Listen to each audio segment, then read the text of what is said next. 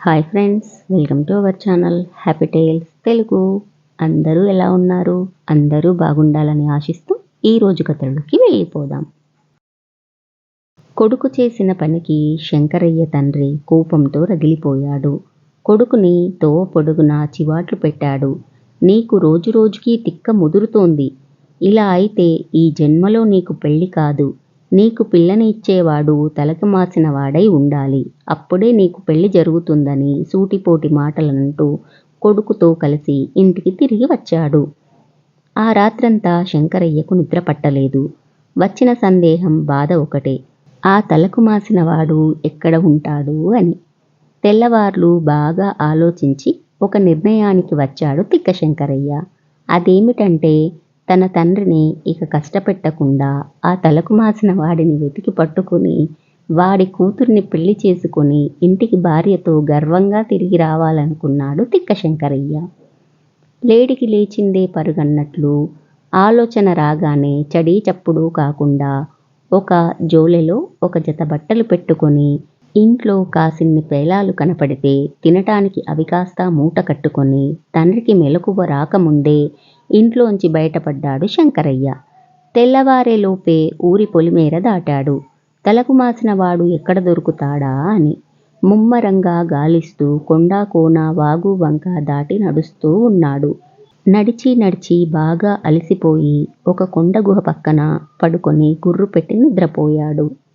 అంత మంచి నిద్రలో కూడా ఆకలి బాధకు మెలకువ వచ్చింది తిక్క శంకరయ్యకి.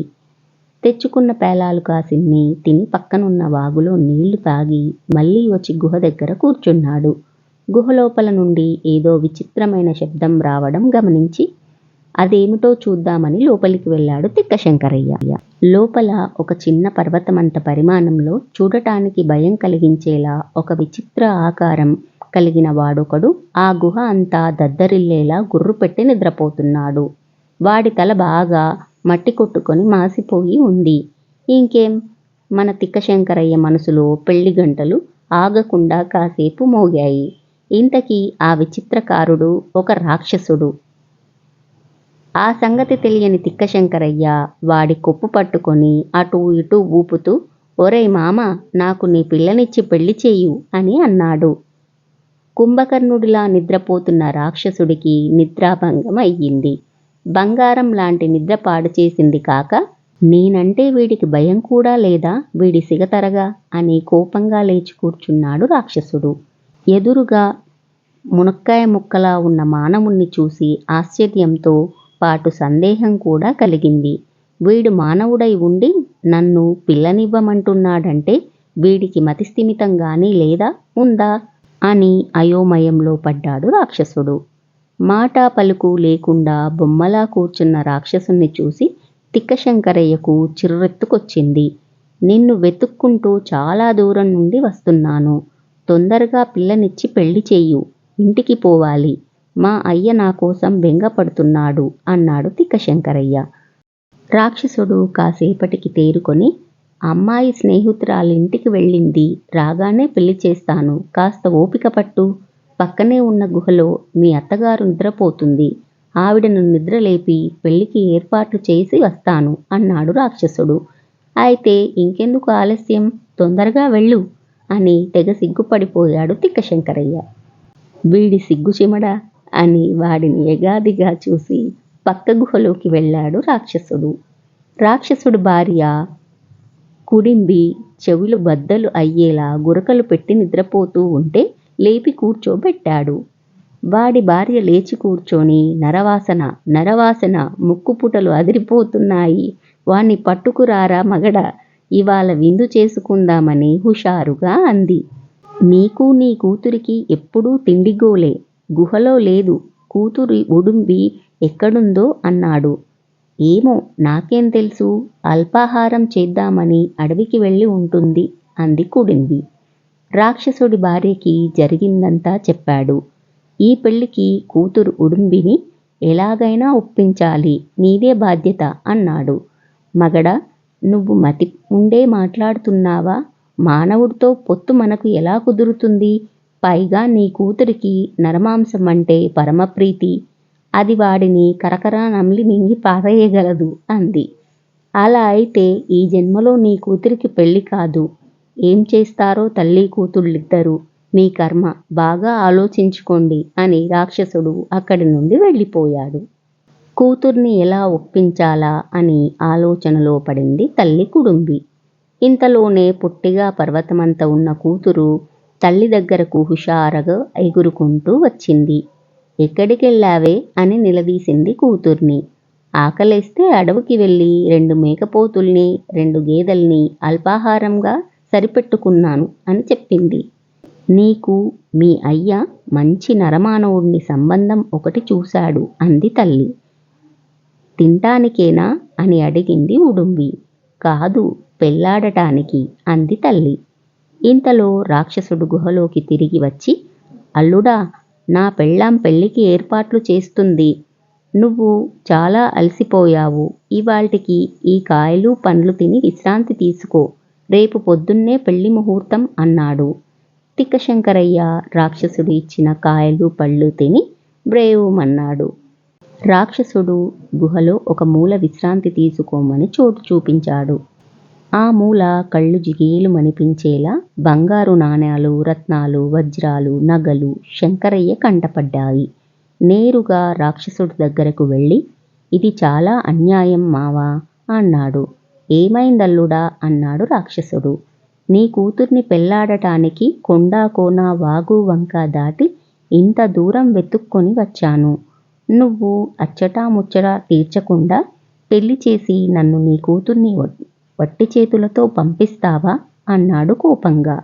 నీకేం కావాలో చెప్పల్లుడా, ఇస్తాను అన్నాడు రాక్షసుడు.